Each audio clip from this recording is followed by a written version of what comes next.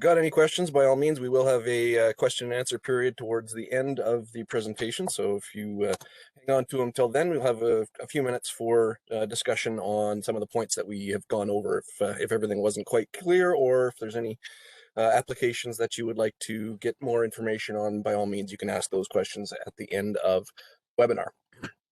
So just starting out, we are looking at TOA's newest mixer amplifier today. This one comes with a DSP built into it. So what we're doing here is we are moving forward from the previous A700 series, which was very much an analog-based mixer amplifier, into the digital realm with the new A800D series of mixer amplifiers. We have maximum flexibility. We've got up to 8 inputs and up to 480 watts of power. So in this relatively very small amplifier, we just have tons and tons of power to do significantly sized jobs. With as long as they're a single zone of audio, we can pretty much cover it with this one mixer amplifier. The onboard DSP and sleek new appearance allow for it to be a real addition to our lineup that really feels more appropriate for the 21st century that we are living in. So that we're moving into new technologies and away from some of those older analog techs that just haven't been as popular over the last few years as we move into the IP world. We have two 900 slot module slots available on the back, as well as all of the standard inputs that you're used to seeing for the 700. Now, of course, that is an increase on those module slots from the previous 700. As you can see at the bottom of the screen, the old model only had one slot, so we've given you one extra module slot to have a lot more flexibility with your inputs and outputs on the new A800D series. Browser-based control allows for monitoring from anywhere. So you save a lot of cost in troubleshooting and making adjustments to systems when you don't have to go to site. And full-time automatic feedback suppression is on board. So no longer do we have to worry about having feedback in our paging system if there happens to be a speaker in the same room, or if in a small presentation system we have feedback from the microphone system because someone isn't paying close enough attention to volumes and EQs. Well, this has automatic feedback suppression built right in to take all of those question marks away when it comes to feedback side of things. Where are we going to use new A800D series of mixer amplifiers? Well, the answer to that is basically anywhere where you need a single zone of audio with some music, some paging, some emergency broadcast even. So it's a very, very flexible mixer amplifier, so we can use it in retail, whether it be in restaurants or bars or hotels, or in shoe stores, in the mall, that sort of thing. I already mentioned some of the things in hospitality with the restaurants and bars and hotels. Healthcare side of things, which is a bit of a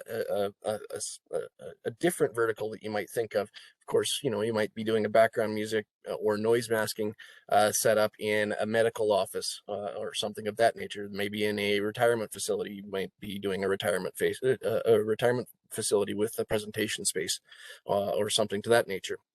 Smaller houses of worship where they don't have a whole lot of line inputs, a lot of mic inputs, but all of these smaller places that you're seeing out in the world now don't require a lot of inputs. They're great locations to use an A800. And also commercial and industrial buildings for obvious purposes, your background music and your paging and emergency overrides, that sort of thing. So really very, very flexible new system. Now, some of the key benefits that we see from it are, of course, remote troubleshooting. If you've got the unit connected to a network over VPN, you can monitor the system. You can go in and make settings from anywhere in the country. So if you have, say if your customer is an end user and they are using these all over the country, and they have to then do troubleshooting from, say, Toronto in Nunavut somewhere.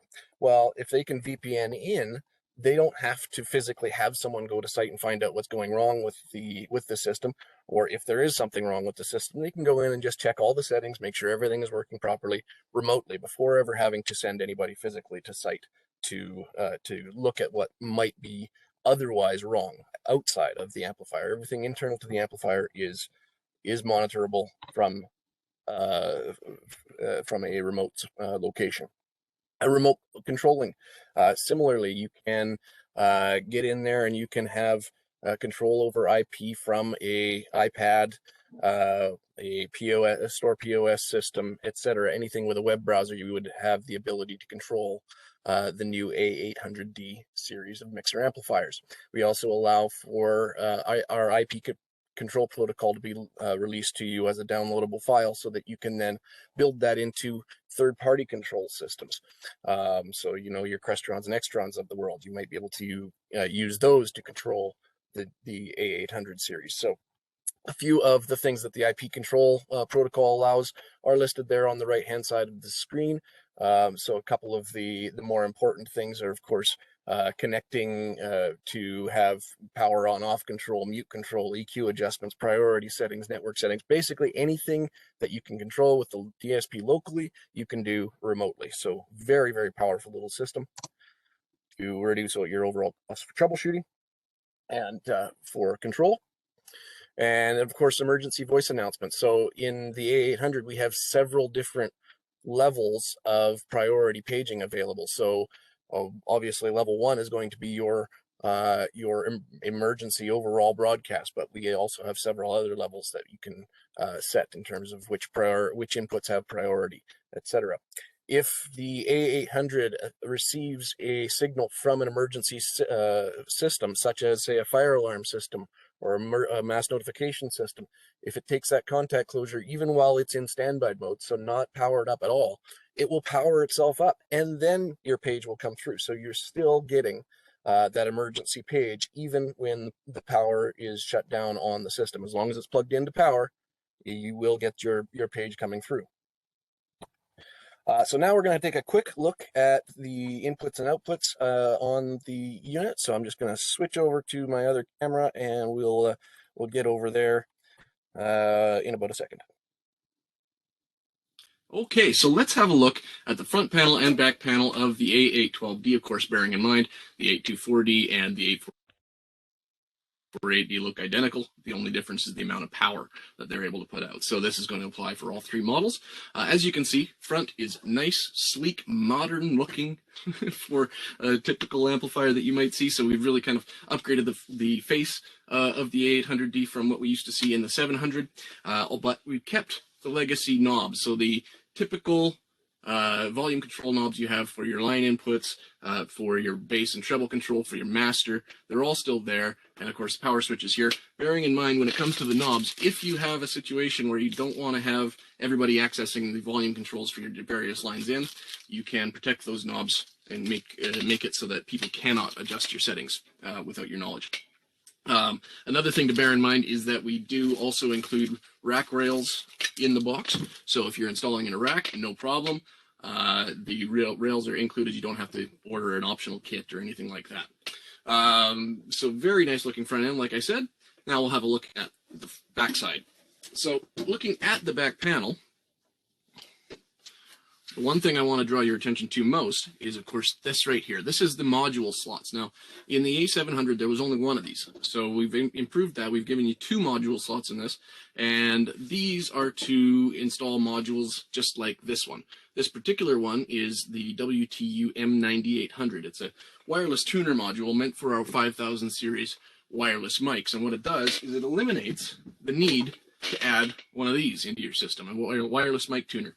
So in a lot of cases, you'll see a wireless mic tuner just sitting on top of an amplifier or something like that because they weren't able to include it. But with that module, we're actually able to plug that module right here and eliminate that little extra box. So aside from that, there are many, many other modules that can go in here, namely our SP11N, for instance, which ties SIP phone systems into our mixer amplifiers, or any mixer amplifier. But that can install directly into this module slot as well, or any function module from the 900 series of mixer amplifier modules. So it's very, very flexible in terms of those inputs, outputs, function modules, etc. Some of the other inputs that we see on the front, or on the back rather, are mic line 1 and 2. So those are mic line selectable. We have 3 and 4, which are mic only, and 5 and 6 are mic line selectable as well. Of course, module slots, you can do pretty much anything you want with them. And then we look over onto the output side. We can output at either 4 ohm or 70 volt. There's a switch down there to take care of that for you. We have dip switches here that control our chimes. We have knobs that control the volume of the chime, the depth of ducking when you're doing ducking in on these lines. So all of these settings are pretty much all available from the back panel of the system. Of course, there is more to do on the internal side of the system, which we'll get to in just a moment when it comes to looking at what the DSP can actually do on the inside of this amplifier. Of course, your network port is there. That's how we connect to IP sources, so you can have remote control from anywhere. That's the port that we use for that. Aside from that, you'll notice everything here has, when it comes to the mic inputs, a Phoenix connector. Everything when it comes to control, those are terminal connectors as well. So really quite simple. You're not worrying about what kinds of connectors you need to bring in unless you're talking about the RCA inputs, which are really quite straightforward for your line inputs. Terminal connectors just make it really, really simple. And that's what we've done on the vast majority of our amplifiers. So for TOA amps, you're most likely going to see those pretty much everywhere you look.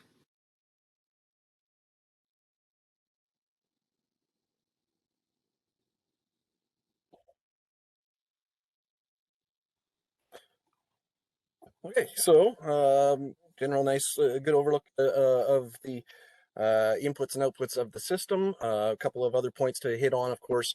We do have the 3 different models available for the A800 series of mixer amplifiers. That is the A812D, the A824D, and the A848D. Of course, the numbers are indicative of the amount of power that each version can output. So 120 watt, 240 watt, 480 watt. We do have an optional transformer as well for 25 volt lines. So if your speakers are 25 volt for a retrofit, then by all means we can still serve that project. Automatic gain control for the microphone inputs is very important as well. And then of course your individual input volumes and bass and treble controls, etc. So in terms of what modules you can use, this is an entire listing of all of the 900 series modules. So I'll give you a quick second to just have a quick look at that, but they are all listed on our website in the brochures for the 900 series, for the 800 series, and as well in the catalog. Whether you have a physical catalog or not, those can be requested. So do let us know if you need one of those. And of course, the 2 modules that I mentioned in my overview there were the WT-M9800 for the wireless tuners and SP11N to tie SIP phone systems into any 900 series amplifier, or of course the 800 series now. Now we're going to compare to a different screen of the internal DSP. So just one second while I hop over to that one. Okay, all right. Now you should see the DSP for A800 in front of you. This is what you would see when you dial into it. As you can see at the top of the screen, there is a standard IP address that is the default. So in this case, it's 192.168.14.1. That is the standard. You'll find that in the manual for the system. There is a username and password to get in here. It's very simple. I'll touch on that in a moment. And so this is a good look at the first page that you'll see. So one thing to start with is the power on off. This is how we would remotely turn the system on or off, of course. Very simple. Turn it on, the system powers on. Turn it off, system powers off. Now I do have mine live connected right now because that's the only way that you can get access to the GUI. So everything that I do in here, if I make a change, it would be sent live over to the amplifier. But I'm not really going to be making a whole lot of changes. This is really just to show you what we can do with it.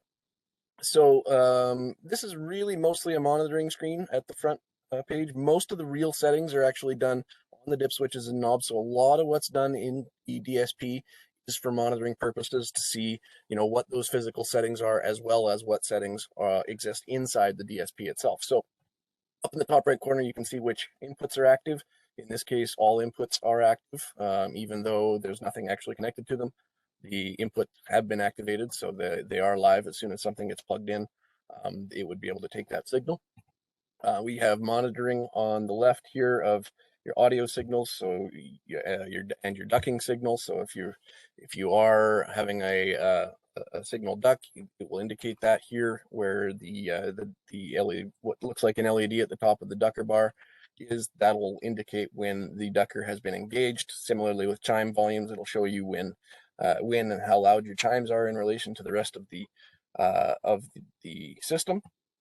This one here is the main thing that you can actually change from this part of the settings, and this is your master volume. So you have a limiter, an internal limiter to this system, overrides the master volume on the front panel of the system. So you can't, so you can set it so that it can't overdrive the speakers in that system or make the system too loud to be comfortable for the user or for the customers to make it a comfortable experience for them.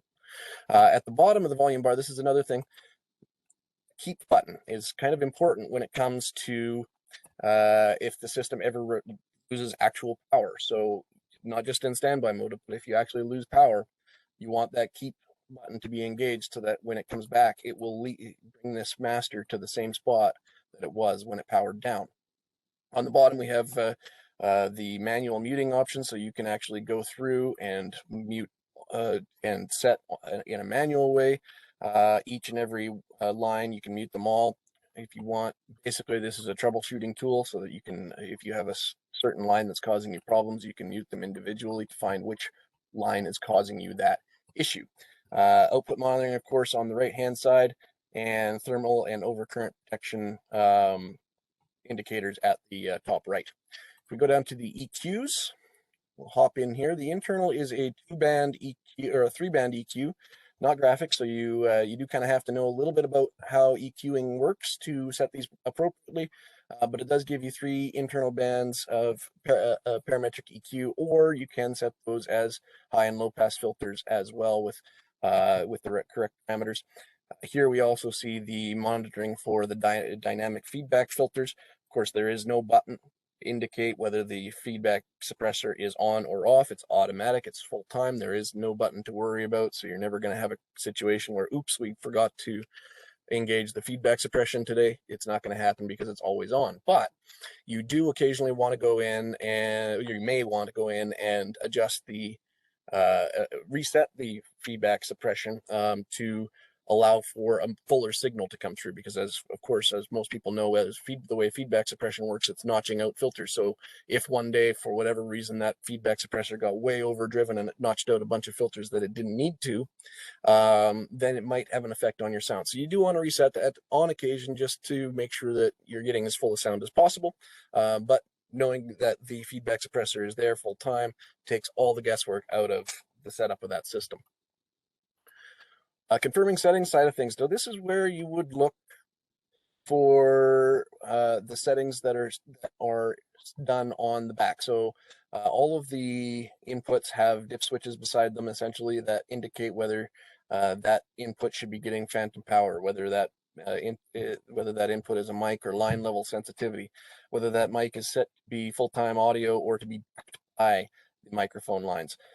So that's how you would check this out in a remote way, to kind of see how the dip switch settings are done, because you wouldn't be able to see that unless you had this feature from a remote platform, so that you could then physically say, okay, I understand, Mr. Customer, what the problem is. You have to go to this undip switch on the back because someone corrected this, someone messed with the settings and it's now incorrect.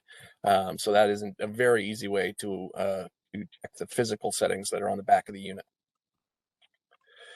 Input priority settings. So this first screen is, again, a monitoring type of screen. So there's really no changes that I can make on this particular screen, but it does indicate what our priority settings are doing. So on the far right, you can see valid or invalid. That just is essentially indicating whether there is an input there to work with. These are all set to default, so all the standard inputs are set to valid. Being as there's no modules in the amplifier I have installed, both of those are set to invalid. If I want to edit them, I can just hop over to the edit page, and I now have full control over all of my priority settings. So in this particular mode, priority control 1 is, of course, the highest priority, and what that's going to do is play the chime. It's going to trigger a chime, and it's going to mute all but inputs 1 audio. So input 1 audio would be your main priority emergency paging source. Network settings. So on the internal side of things, of course, you always have to be paying attention to your network settings. So this is where we handle that. So if you need to change your IP address or change it so that the system finds an IP address on its own automatically, we make that setting here. We can change the name quite easily. We'll just call it Unit 1 for today. Leave it there. And we can change the username and password. So I mentioned that this is required. Oddly enough, it's something that's not actually printed in the original manual, but it will be in future versions. The username is admin, the password is guest. So be straightforward when it comes to that on the defaults. But of course, you are going to want to go in and change those things as you go forward and as you install it in a client's facility. So then we look at the final page that's available, the maintenance side of things. This is where we would go to do a system reset or to upgrade firmware. So that is basically the entirety of the DSP. So there's not a whole lot else to go through on that. It's very simple, very straightforward. We're really looking to take a lot of the guesswork out of setting the DSP on this particular system. That should have you back on the image, and we can move forward. So a couple of example designs before we finish up. So this one here is a very simple design, probably one of the most simple designs that you can put together with an A800. We have a wireless mic setup. In fact, that is the new Trantec S2.4. That particular model that you see there is a 2-channel kit that comes with a handheld and a lavalier mic. Then we, of course, have the A800 in the middle, handling the head-end operations and amplification. We have the Somix T remote mixer here and some HS1500s. So a similar setup like this could be used in hospitality, in bars, restaurants, etc. Education for, say, a music room or something to that nature, even some larger classrooms. Fitness centers, multifunction spaces, community halls, things of that nature, and small houses of worship, like I mentioned, would be appropriate for something like this. Very, very, very simple setup. Super easy to put together. Another one's a very similar setup, really not a whole lot different here, except for the way that we've kind of structured this. So this one here with just some more generic type sources, really more of a all-purpose type of application. So we have some ceiling speakers, some surface mount speakers in this one. We have a wall-mounted volume control, which is very simple. It's just a 10K pot on the wall. If you don't want to have to rely on the front panel or on a device to handle your master control, you can always just use a 10K pot. Very, very simple. So this setup would be great for, again, hospitality, multifunction halls, education, houses of worship, the retail, of course, fitness. Commercial and industrial is where this starts to come in when we start talking about, we're more focused on the paging side of things, and we're thinking about things like noise masking. That's where it also is important for healthcare, like I mentioned. So all of these verticals and a lot more can be served by the A800. And if we want to do a bigger space, we can do that. We've got up to 480 watts that we're working with here. So we've got a ton of power that we can work with. So that means that we could, through a transformer, we could run our HX5Bs if we wanted to, which means we could do a relatively large fitness space, or you know, an elementary school gymnasium could be within the parameters that we can do. Sports complexes, halls, again, houses of worship, even small theaters. If you're running a small town theater, a community theater, you may not need more than this. You may want more than this, but you may not be able to afford more than this. So this is a good solution for things like that. It's got the feedback suppression, it's got some EQing in there. So in a small application, yeah, no reason you couldn't use it. Okay, so now I'm going to open things up for questions and answers. I'm going to give about 5 minutes here of time. So if you have any questions or comments or anything that we can help you with, by all means, let us know. And I think I'm starting to see things show up in the chat. I just can't see it right now. There we go. Question is, I noticed that you were using a Windows interface to access the amp remotely. Is there an iPad app available? There is no app at this point available for the A800D series. What it is a web browser based control. So you do have to have a web browser. But what we've done there is we really are in a lot of our internal DSP type of systems. We're trying to move a little bit away from requiring you to have an app that is specific to a certain device type. We find that it's very simple to direct it to a website. You've got all of the same GUI infrastructure there through the website, no matter what device you're using, whether it's a Windows device, a Mac, etc. So we feel that that's the most flexible way to move forward and the most cost-effective way, rather than having an app specific to every different device that's out there. Okay, so can the A800D have a web access for customer basic functions, not admin? Basically, what you see with the DSP with the web GUI is what you get. So it does have just the admin lockouts. Unfortunately, there isn't any other level in there at this point. May in the future become more levels as firmware gets adjusted, but at this point, no. Is there a protection circuit? So there is overpower protection. And that would basically likely just be an overall shutdown. In terms of costs, that will vary by dealer and where you are situated. So that was something that you can check with your regional sales manager. And of course, if you have any questions, you can always ask your regional sales manager across the country. We have, in terms of just a ballpark cost, we're not talking about a lot of money here. We're well under the $1,000 mark. I honestly, I don't know the cost off the top of my head. I would have to check the price lists, but it is positioned to be less expensive than it's about in between. If you're experienced with the 9000 series, it's lower priced than the 9000 series of amplifiers. A little above the BG series of analog amplifiers, so kind of right in the middle there. Okay, thanks everybody for coming. That pretty much concludes the webinar for today. We really appreciate you attending. Have yourself a wonderful day.